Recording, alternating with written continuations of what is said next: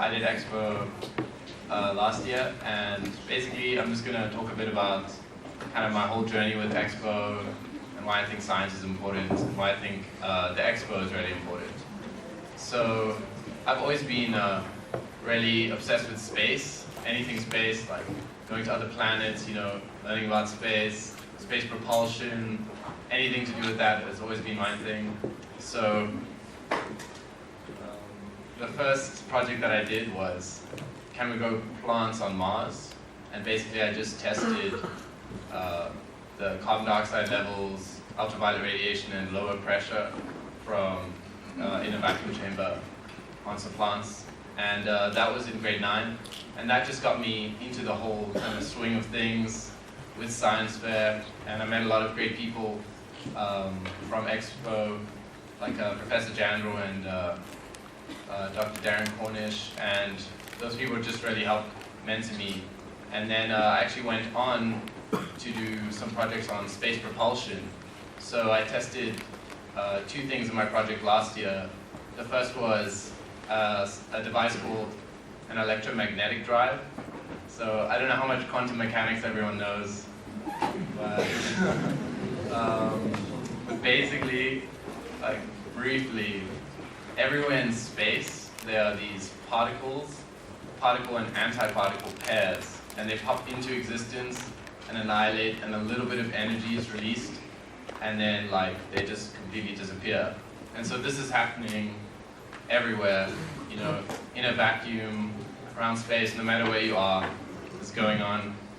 And so basically the electromagnetic drive that I built and tested is, it's still kind of unconfirmed as to whether it works, but I was just testing it to see, is this a real effect? Because so far that's been disproven.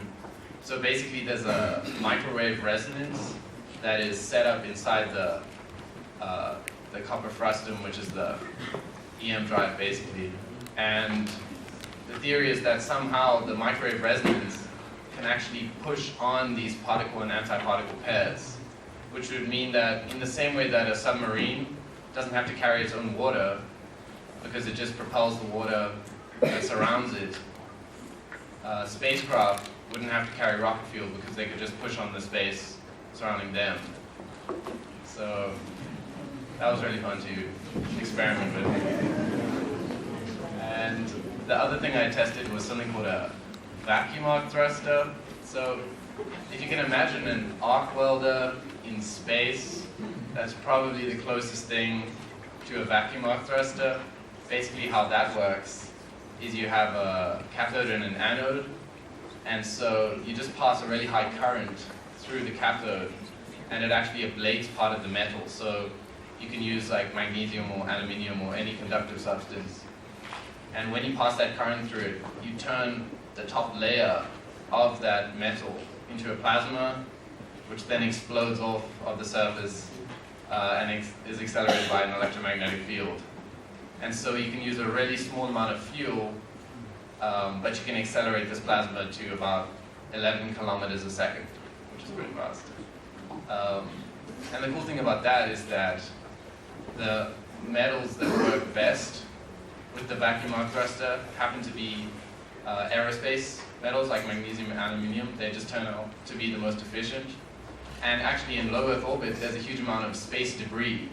So from the space age of the 60s, there's all of this space junk just in orbit, like all these old satellites and pieces of rockets and fuel tanks and all sorts just floating around there because it's just in orbit and it's not going to come back down anytime soon.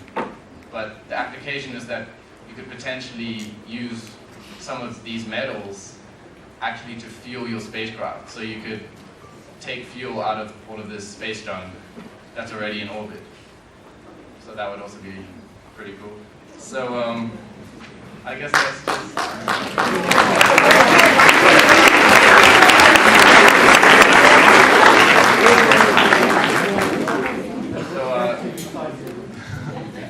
So that's just a bit of background on my Expo projects. And last year I managed to go to Intel ICEF in America, which is the largest pre-college science fair. That was really amazing because it's like everyone cool in one room. It's really awesome. And I also got selected as one of the top 100 international for the Google Science Fair, which was also great.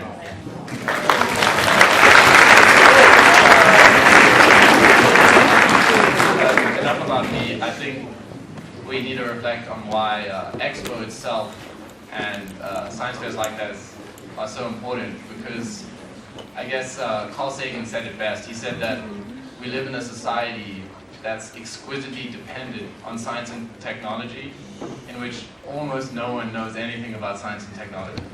And it's actually a really big problem when you think about it, because like most people in the general public are pretty scientifically illiterate and kind of see science as a scary thing that no one really wants to get into.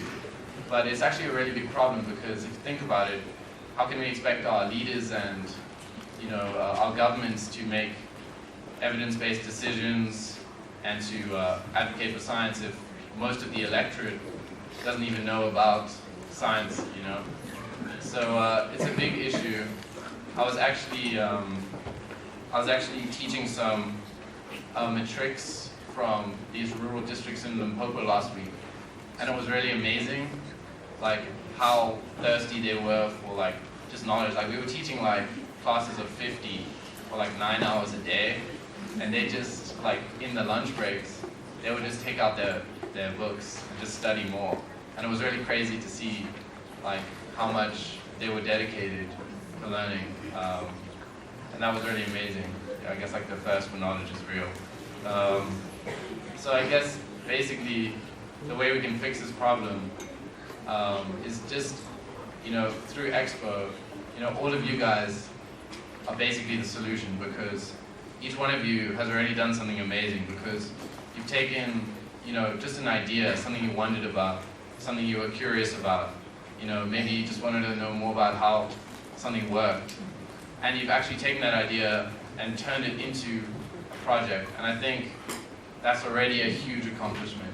So you should all be really proud of yourselves for that. So.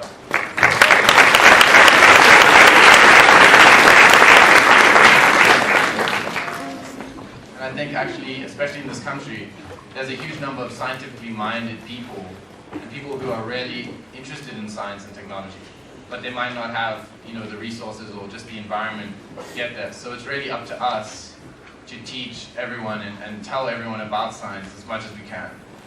And I think I'm actually amazed when I speak to researchers and professors at universities.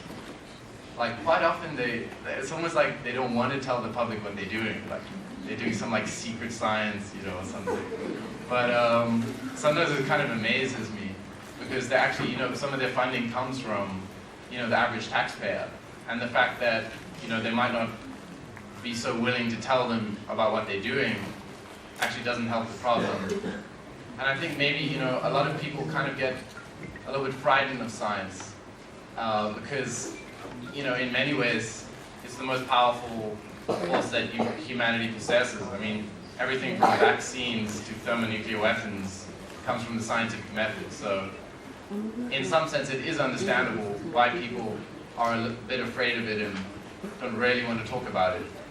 But I think that's why it's so good that we have the youth involved and that we have Eskom Expo, because really I just had my science ideas, but the Expo really gave me a way to take those ideas and put them into like a rigorous process, and you have all your different rounds, and after each round you can just improve on it. And by doing that you actually learn even more about how science is actually done and how you can improve on what you've already done. So I think that's probably the best thing about Expo, is that it's like a continuous thing that keeps going year after year, round after round. You just keep getting better and better at your projects. And being here at the regional final and already having taken your idea and put it into practice. So in conclusion, I guess I'll just say that we should just, chew everyone's ear off about science and just talk about it as much as we can, because science is awesome. Or at least until, you know, like artificial superintelligence rules the planet or whatever. Yeah, thank you.